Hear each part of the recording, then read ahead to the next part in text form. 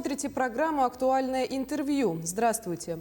23 августа в России ежегодно отмечается День разгрома советскими войсками немецко-фашистских войск в Курской битве.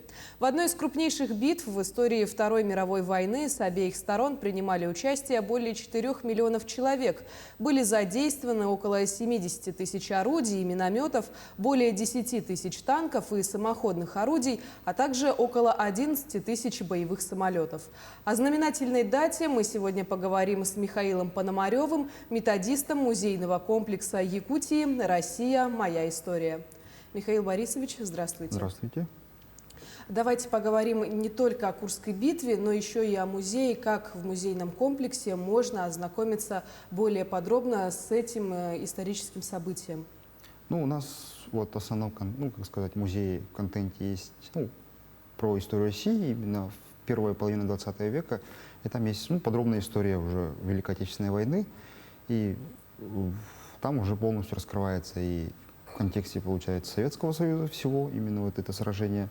Там есть даже трехмерная реконструкция, так можем сказать. Там показано именно сражение под Прохоровкой. Ну и также очень много информации именно про участие якутян, так как довольно большое количество якутян участвовало в данной операции, так скажем. И там подробно можно прям знакомиться. Тогда давайте напомним нашим зрителям о ключевых моментах этого большого сражения. Самым таким запомнившимся, таким моментом, именно который всем запомнился, и самый ключевой момент, который разрешил это действие, это у нас сражение под Прохоровкой. Это одно из самых, скажем, один из крупнейших танковых сражений, где с обеих сторон примерно больше 1000 танков.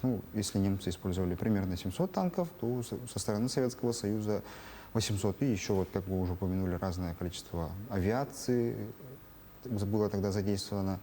И это, такая решающий ход для Великой Отечественной войны был, так как уже, ход действий перешел к Советскому Союзу. Он уже начал управлять войной, полностью контроль появляется в военных действиях. И еще тогда очень себя хорошо, конечно, показали новый вид оружия. Это противотанковые авиабомбы. Они как раз тогда под Прохоровкой очень хорошо остановили немецкие танки «Леопарды» тяжелые. Но известно, что во время Курской битвы было 2 операции, и они занимали довольно продолжительное время. По идее, Курская операция, все, оно началось 5 июля и закончилось 23 августа. Все это время, это одна шла большая операция.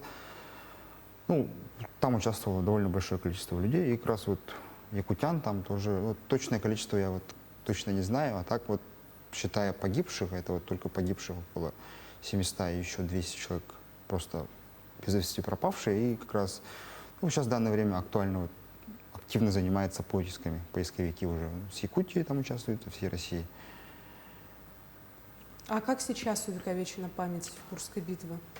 Под самой Прохоровкой стоит памятник, очень такой показывающий именно то сражение, танковый таран, там как раз немецкий танк «Леопард» и его таранит советский танк Т-34. И очень хорошо увековечено в книгах, как раз наш якутский автор Калашников Алексей Алексеевич, он очень хорошо описывает. У него есть труд, недавно вышел, к 75-летию. Это увековечение якутских солдат именно в Курской битве. Их участие там подробно описано, там уже поименно, прям списками идет. И, конечно, современное кино. Да, и современное кино. В последнее время фильмы были, очень много фильмов именно Тогда давайте вернемся к той теме, что очень много якутян отправилось на Великую Отечественную войну. Как сейчас проходит дело с тем, что надо восстановить данные, списки тех, кто ушел? Работает в архивах именно призывными документами. Очень, они хорошо сохранились с тех времен, конечно. Очень большое количество времени прошло. И поиски пропавших. Самое главное, скорее всего, сейчас это именно работа поисковиков. Потому что как раз где проходили крупные сражения, до сих пор ведутся работы. А есть ли такие герои, которые от нас ушли, но имя которых не забыто, и чтобы о них вы рассказали нам? В Курской дуге именно известнейших участников, это у нас известный снайпер Куйбертинов. Со всей Якутии принимали участие бойцы Да. в Курской битве. Скажите, а были ли такие, которые принимали участие именно граждане города Якутска? Граждане города Якутска, ага, вот Аколович, у него 3 звезды славы, и он как бы именно из города Якутска был призван и участвовал. Но он не тут родился, получается, но он горожанин, как бы призван из города Якутска и уже воевал там 13-й армией. Поговорим о музее, потому что в музейном комплексе «Россия. Моя история» предоставлены широчайшие просто материалы о Великой Отечественной войне. Как с ними можно познакомиться?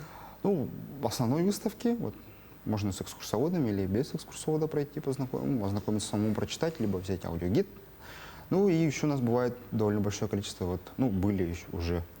И в дальнейшем будут новые выставки, это вот именно тематические, узконаправленные, как раз 2 выставки прошло, это посвященные Великой Отечественной войне. Юбилею Победы. Да, сперва к юбилею Победы было, к 75-летию, и вот в этом году тоже мы выставляли весной, в мае месяце, это вот уже про героев, именно поименно там. И эта выставка тоже мультимедийная, и там уже более подробно раскрывается именно участие якутян, и именно какие, ну, и сопровождается настоящими экспонатами, получается, уже. Наблюдается ли сейчас интерес со стороны школьников, студентов, учебных заведений не только к истории, но в частности к Великой Отечественной войне посредством вашего музея? Да, у школьников интерес вырос, потому что, ну, во-первых, это что-то новое, вот, по-другому представляется уже история, приходишь, сам ознакомливаешься, вот, можно потрогать даже, самому листать. И с этим интерес школьников вырос. Во-первых, ну, они ходят классами, вот, очень большое количество наших школьников, ну, до пандемии точно ходило, и сейчас продолжают ходить. Ну и проводят открытые уроки, вот именно учителя целенаправленно приходят и какой-то, вот, именно в музее, самому внутри залов проводят уроки. Ну, это интересно, детям интересно, во-первых, и для учителя это, как сказать, готовый материал, который детям интересуется. И также дети сами приходят. У нас есть, так сказать, постоянные клиенты, дети, которые сами приходят, смотрят. Это похвально. Ага. И они вот прям не час, а вот полдня могут походить, смотреть очень долгое время. А есть ли у вас какая-то договоренность или что-то вроде сотрудничества с некоторыми школами или, может быть, с вузами? Ну, с вузами точно есть. Вот прям, ну, исторический факультет, они у нас проходят практику, во-первых, учатся у нас. Ну и сами ходят, потому что студенты и школьники, они абсолютно бесплатно ходят. Билет для них бесплатный, и они, для них большой плюс. И как бы еще студенты, они сами приходили волонтерить, ну, работать в музее, проводить экскурсии. Для них это практика очень хорошая, внеучебное время. Ну и им самим интересно было. А вот если Включиться. говорить об интересе, школьникам сейчас как лучше, чтобы они сами познавали через все интерактивные экспонаты, или им нужен все-таки тот человек, которого можно назвать наставником, что ли, Ну, экскурсоводом? наставником, скорее всего, будет его учитель. Ну, экскурсовод ему может объяснить, показать, как все это работает, как музей устроен. Ну, для них интересно именно, кажется, как я понял, вот, в своей практике, они ходят, сами смотрят, это им интересно. Именно вот история Великой Отечественной войны вот, для мальчиков особенно очень интересно. Они там часами могут стоять, смотреть, наблюдать и читать. Ну, давайте тогда поговорим еще о том, что в вашем музее, нам известно, проводятся тематические мероприятия, посвященные Великой Отечественной войне. Вот несколько слов об этом. Тематически, ну, сейчас уже вот условиями, ну, так скажем, пандемии гораздо меньше стало тематических, ну, до сих пор проводится, можете вот как раз в Инстаграме ознакомиться. Но очень большое количество появилось, как сказать, материала, либо вот мероприятий именно в сети. В Инстаграме проводятся, в социальных сетях. Именно экскурсоводы проводят онлайн-экскурсии, вот ходят по залам, рассказывают именно узконаправленные экскурсии, лекции, квиз-игры, разные викторины устраивают. Это вот именно уже человек может посетить музей таким образом, не посещая сам музей, ознакомиться и потом уже сам прийти, подробно посмотреть уже, что ему интересно. Ну, а если говорить о более широких экспозициях, Есть ли дистанционные экскурсии, связанные с ними? Ну, в практике уже было, вот экскурсоводы проводили экскурсию именно вот через, ну, вот, получается, онлайн, ну, по одному залу могут или по... Эта практика себя оправдала? Для школьников, да. У школьников это проходило через дистанционный сервис Zoom. Да.